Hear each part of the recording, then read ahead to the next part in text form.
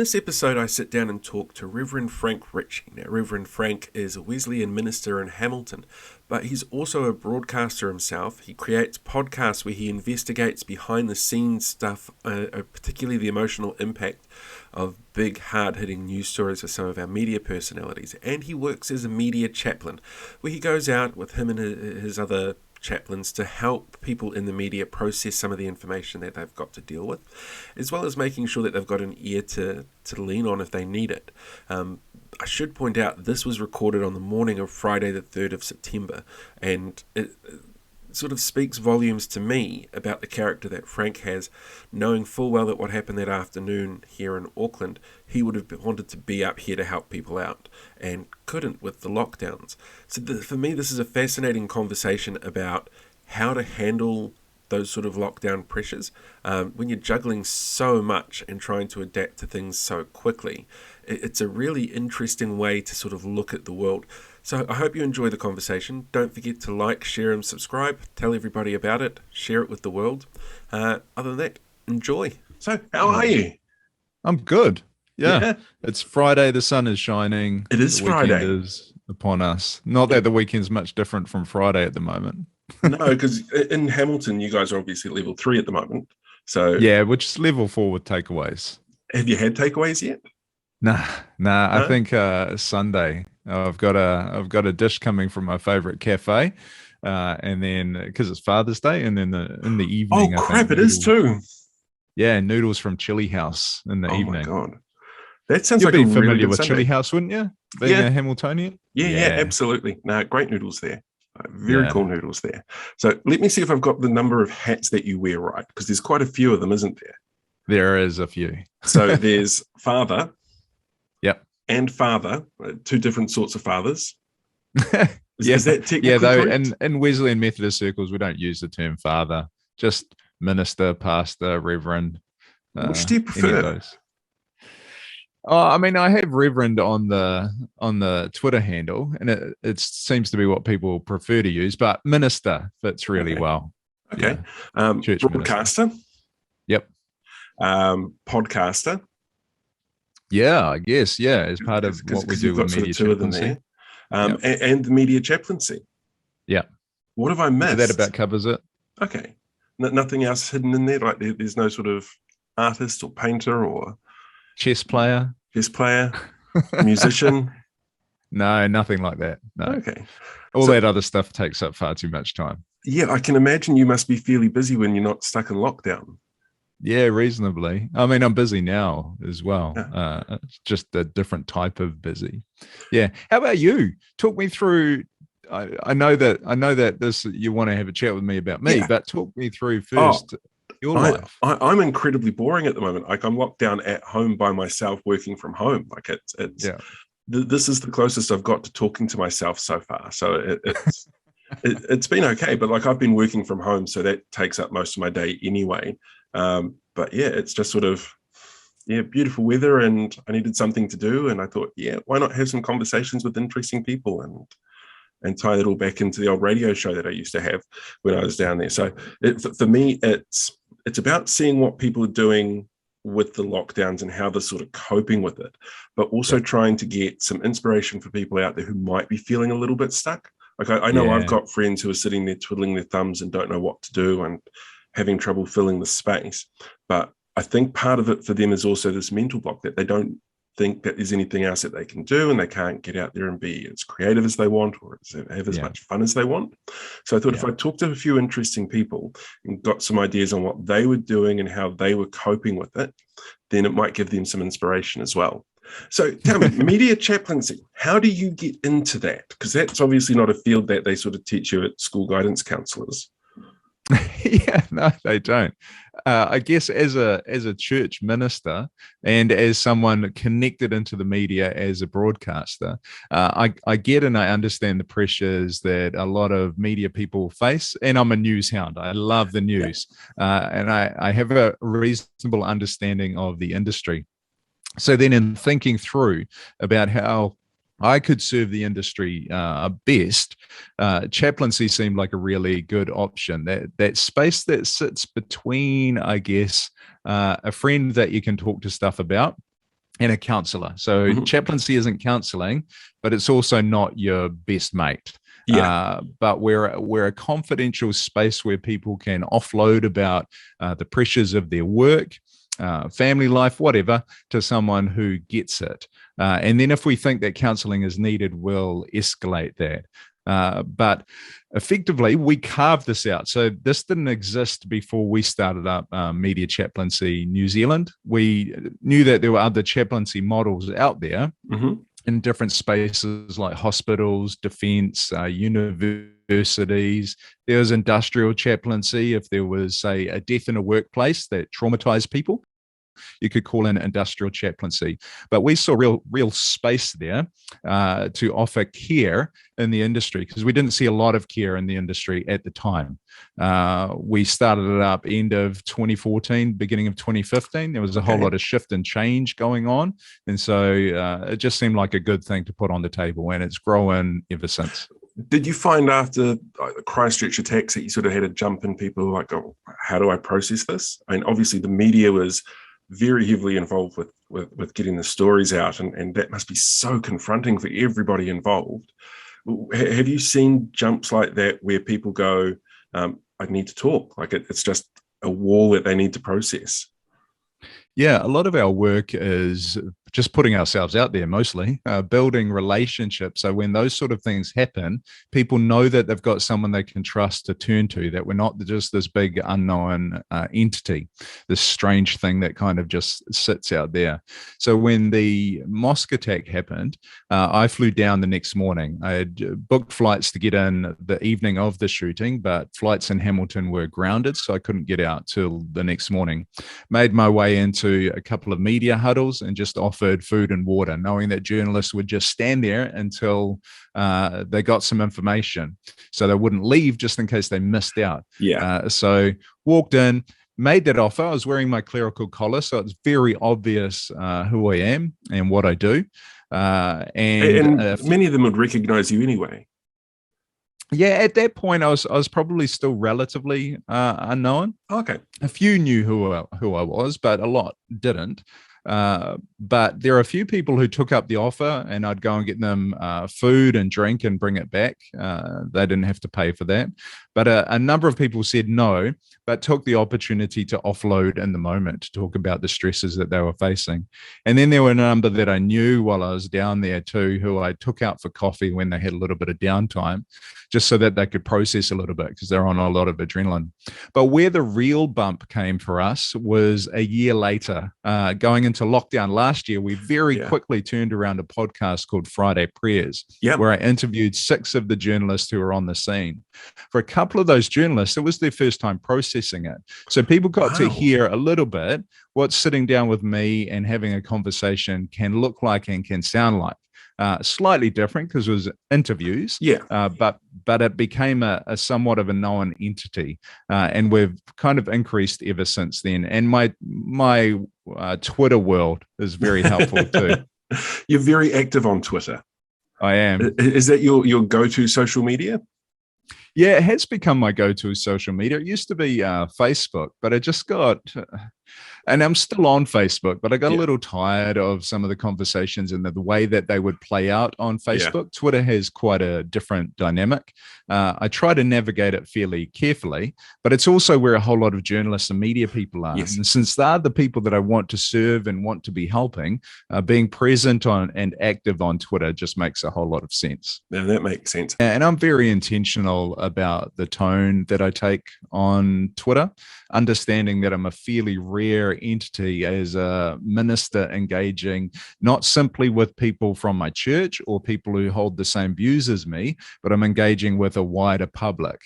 So I'm relatively careful about the tone that I take and how I curate that space. But yeah, it seems to be easier to manage than Facebook does. And conversations can move on fairly quickly. Whereas in Facebook, it's very, very easy to get caught in these endless discussions with conspiracy theorists, Yes. people who just want to put up essays and links about their particular view, and it's never ending because you can't change anybody's mind in that environment. So Oh, no, you never will. And going and going.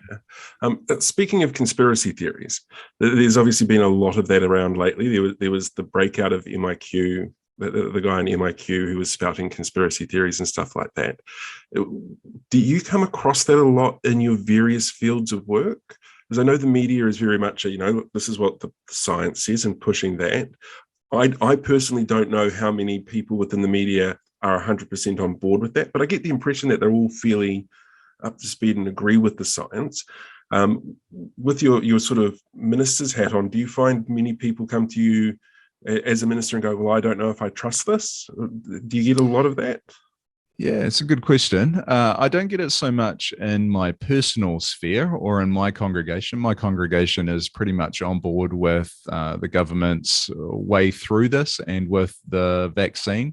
But of course, when I publicly comment, then it's a different game. Yeah, because anybody can respond to that, and so I get a lot of responses from people who think I'm being irresponsible. They've got a completely different view.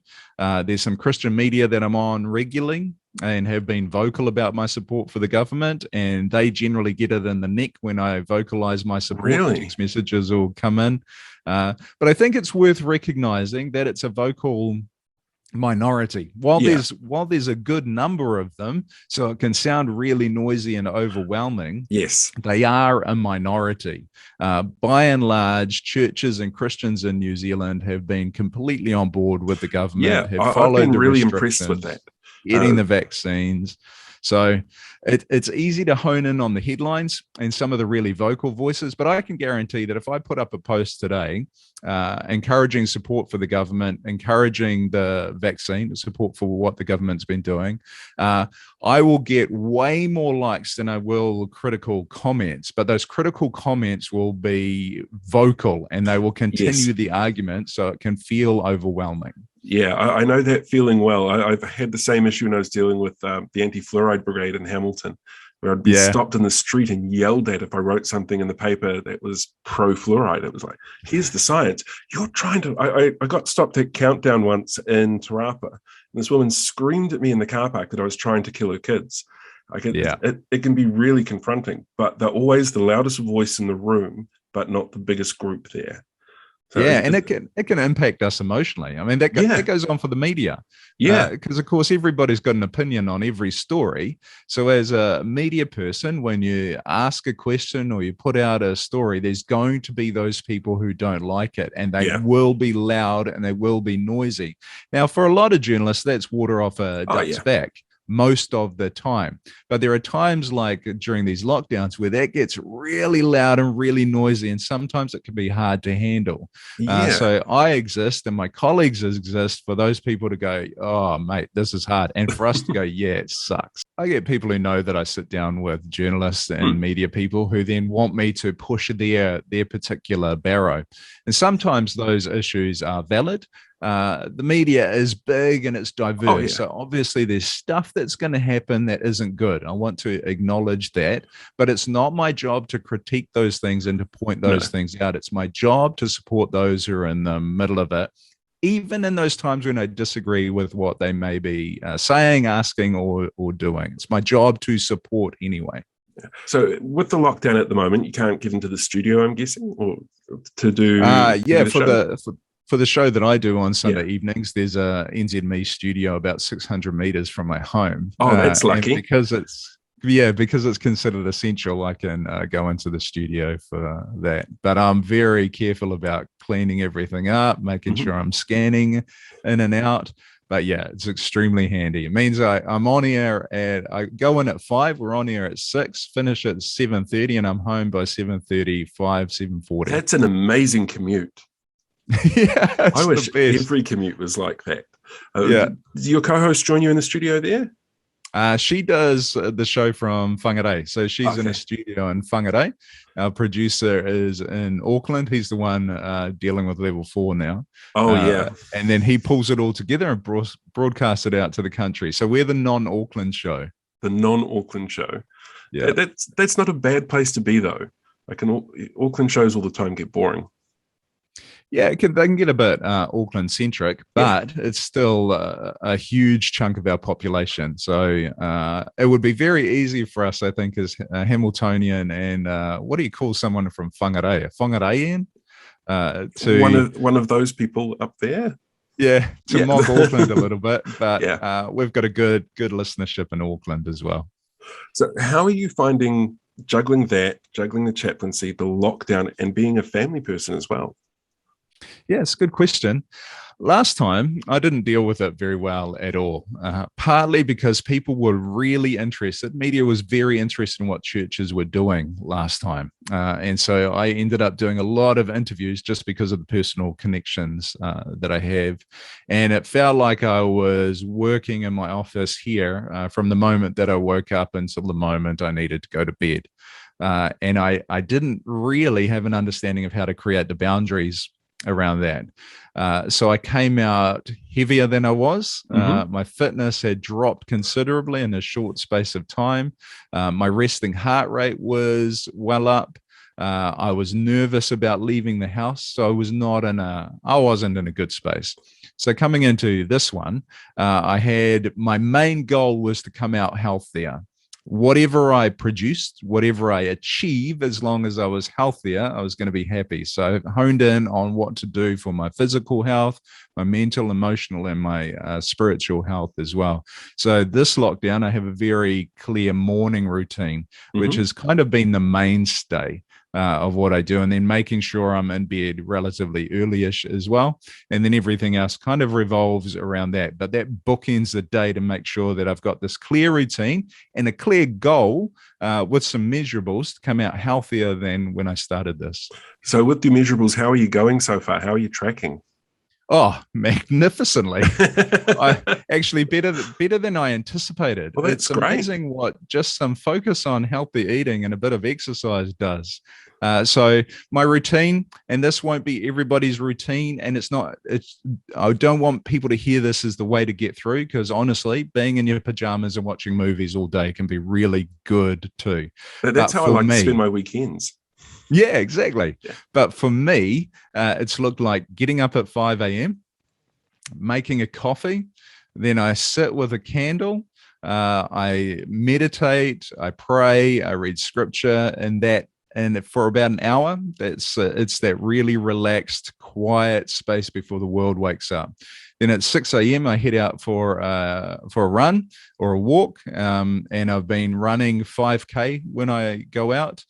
Come back home, and this is going to sound menial, but it's been a really important part of the routine. Come back home, cool down, shower, dressed in my clothes, and then I eat breakfast.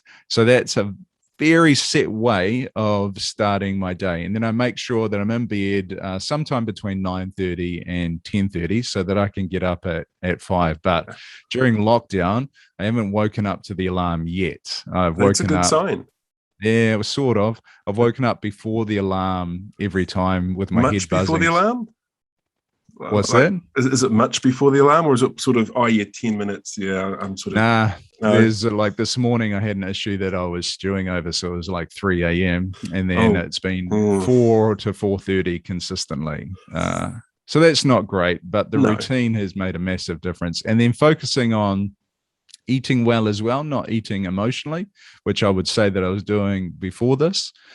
So the food is healthier, and my heart rate has gone from, at the start, my resting heart rate, according to my Fitbit, was at 75. As of today, it's at 61. Wow. So well that done. In itself, and I've lost probably 4 or 5 kilo since we started this without doing really any kind of crash dieting or anything. Because I think I put on 4 or 5 kilo at the last lockdown. But that idea of having a routine is actually something that I've been telling my clients as well. You've got to have that routine. Try and keep up your sleep patterns, because a lockdown can throw those things really wickedly. How are you finding your families reacting to it? my wife runs her own business, but she's been able to get the government support and is less anxious about it this time than last time, because her business is one that will probably bounce back, and that proved itself last time. And she saved heaps in the in-between Cool. time. She's probably got enough to see out 6 months if needed. So yeah, Touch wood, that's not the case. yeah, so she's handling it all right. And my daughter is not a big fan. Teenage daughter is not a big fan of school, so this is magnificent for her. She's been heading out walking and running in the afternoon as well. Is doing extremely well. Really interesting for my daughter. I think our big struggle is going to be when school comes back again. And that's just going to trigger a bunch of anxiety and struggles. But I think she's equipped to deal with it, and we'll help her walk through that process. But I'm not jealous of people who are working this through with really young children. Yeah. And then trying to do their work and trying to maintain themselves as well. We did a conversation on our media chaplaincy Instagram site the other night where Petra Baggist, one of our chaplains, well known to a lot of Kiwis, had a conversation. I remember Ice TV. Yeah, yeah, mate. She had a conversation with, I can't remember her qualification, but they were talking about, for journalists in particular, people in media, parenting through this. So when you're out doing your stuff and you've got all these other things to do, how do you manage your household? And a lot of it was just about lowering expectations. You don't have to be the perfect parent through this. It must be a lot of pressure for them as well when they're presenting to camera, public facing for the media, how you get that image across that you're doing the work, the hard work, while still juggling that family commitment and everything else that you've got to go through. It's one of those.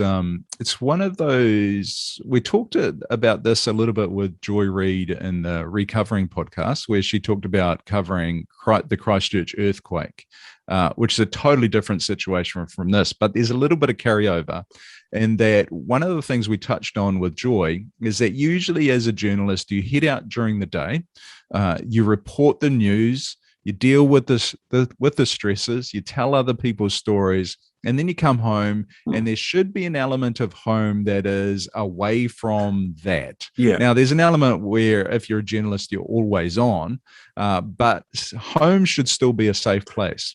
Whereas reporting through the Christchurch earthquake, for Joy and other Christchurch reporters, same with the mosque shooting, they were telling the story of their own city. So when Joy would come home, she's then dealing with the destruction of her own house. So with this, a journalist goes out to tell the story, but when they come home, they're still dealing with lockdown and all its pressures as well, and all their family stresses and the load and the niggles that go on because we're dealing with a very, very different circumstance. It's a reality for those people that we're seeing on the screen. And if my encouragement to the public is anything, it's notice the human that's on the screen. By all means, disagree if you disagree, get annoyed at whatever story you're going to get annoyed at, but remember that the person you're looking at is not just a conveyor of information. They are a human being as well. Yeah.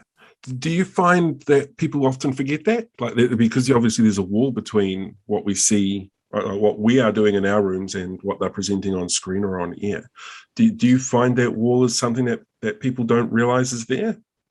Yeah, and I think it's partly because if a reporter is doing their job well, there's an element where you don't see them as well. But you see them, but you don't see them. And certainly when it comes to like a print story, for instance, you really don't see them.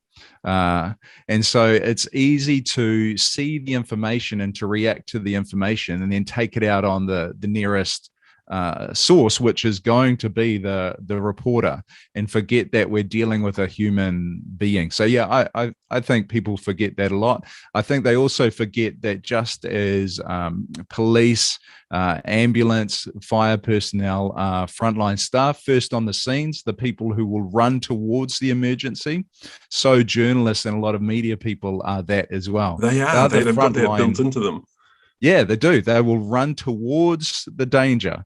And then they will be the people who are gathering the information to tell us about it. The only reason that we know it's happening is because there are reporters telling us about it. So it's worth remembering that they're in the middle of that stress as well. Yeah, and everything is so instant these days as well. It's just an added pressure on how you get the news out. I don't envy the position that you found yourself in there, where you're taking on all of this kind of stuff from them. Like, how do you cope with the information and those sort of emotions?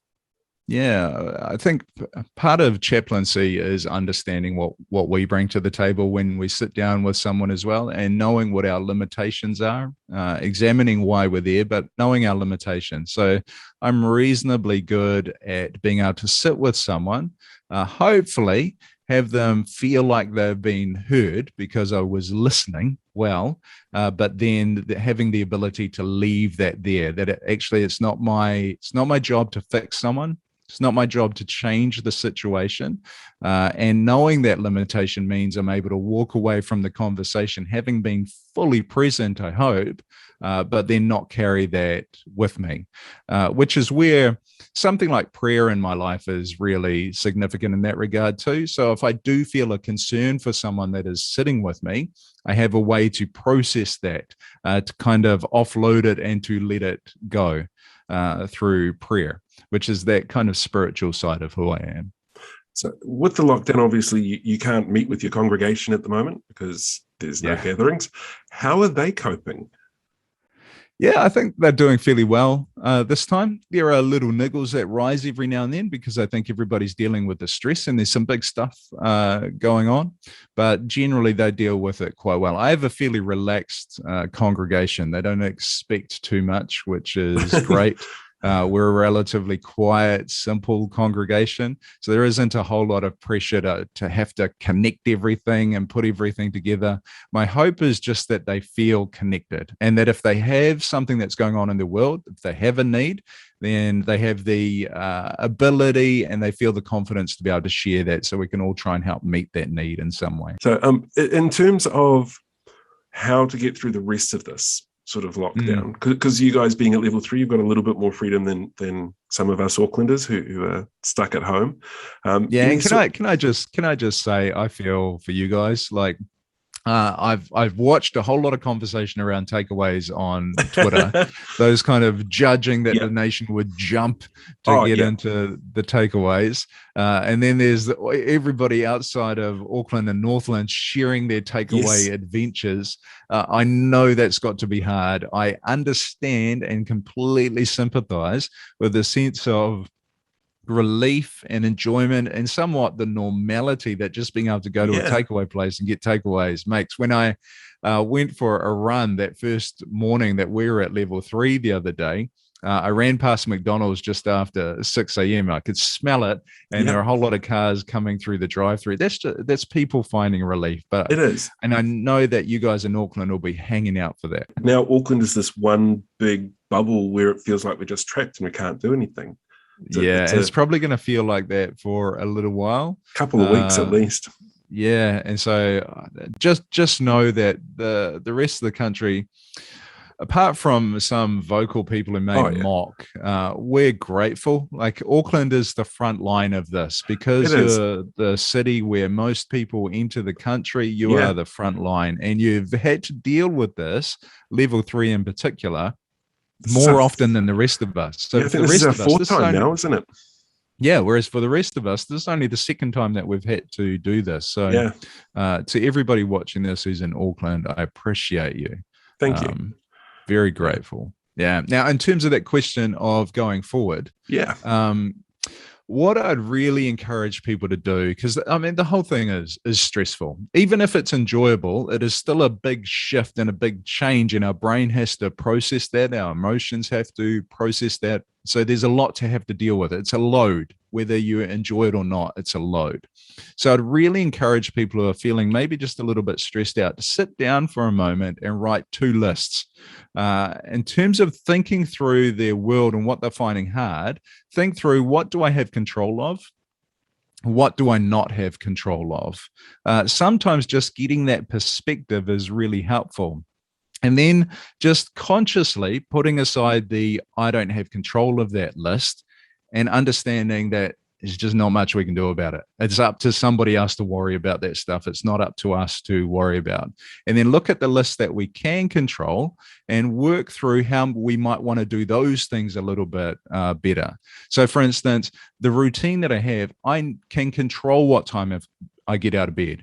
I can control how much I'm moving. I can control how much I eat. And so I've set goals around those things and I've taken control of those things. I don't have control on the emotions of my wife through this. I can feed into that, but I don't have control of that. Same goes with my daughter. So understanding those things, it's almost a 12-step program. It's one of the elements of the 12-step program. There's a bit of that woven in there. But I'd also say, set yourself some goals. Could be really small goals. Might be, I'm going to take a photo each day. And then you might go for a walk in your neighborhood and take some photos. It might be in your backyard, taking some photos, but a photo each day. But set yourself some goals of what you want to have achieved by the time that we get to the end of this. Not just for your work, but for yourself personally as well. Because one of the dangers that kind of started to come into play at the end of this last year in lockdown was people feeling just useless. Like there's no point. There was no point to getting up in the morning. There's no point to putting the clothes on. Yeah. So give yourself a point. You have control of that. Fantastic advice. Thank you very much. How can people find you? Oh, really easy. Probably the website I would most like people to familiarize themselves with, especially if they work in media, is mediachaplaincy.nz. And then if you search for Reverend Frank Ritchie on Twitter, you can jump into that craziness as well. Fantastic. Yeah. Thank you very much for the conversation. I will let you back to your morning routine. You can sit back and relax and have coffee now that you've gone out and done your... I want to thank Reverend Frank Ritchie for joining me here on the show. If you want to have a look into more of the things that he was talking about, particularly around media chaplaincy, or even follow him on Twitter, which I thoroughly recommend, you can find the descriptions down below with links for you to be able to track it down. Join me again for our next episode. We'll be chatting to someone else equally as interesting and absolutely fascinating in their own way. Until then, don't forget to like, share and subscribe. Tell everybody about the videos, get the word out, and have a great day.